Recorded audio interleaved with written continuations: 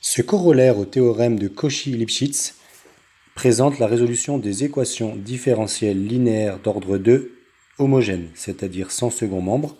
Nous appellerons cette équation par la suite H.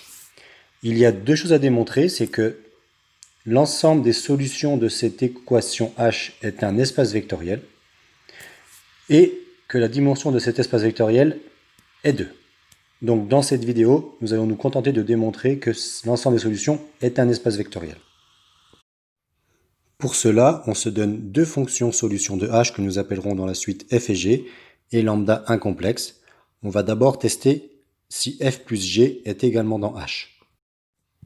Pour cela, on se laisse porter par le calcul. On remplace y par f plus g dans l'équation y seconde plus ay plus by. Et on regarde ce qu'on obtient. Donc l'idée est de réorganiser les termes en mettant tout ce qui est du domaine de f ensemble, c'est-à-dire f seconde plus af' plus bf. Et enfin, tout ce qui est du domaine de g ensemble, à savoir g seconde plus ag' plus bg. Et là, on observe que pour f seconde plus af' plus bf, c'est f seconde plus af' plus bf.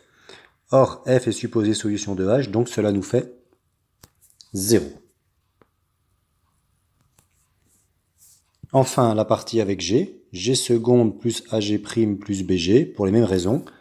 G seconde plus ag' plus bg égale 0 également. Donc à l'arrivée, si on somme la solution de f et la solution de g, on obtient que cela fait 0. Conséquence, f plus g est solution de h, donc f plus g appartient à SH de i.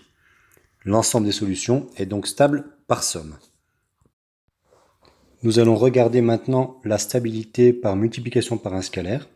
Donc nous allons tester lambda f dans l'équation. Donc à nouveau, ça nous fait lambda f seconde plus a lambda f' plus b lambda f.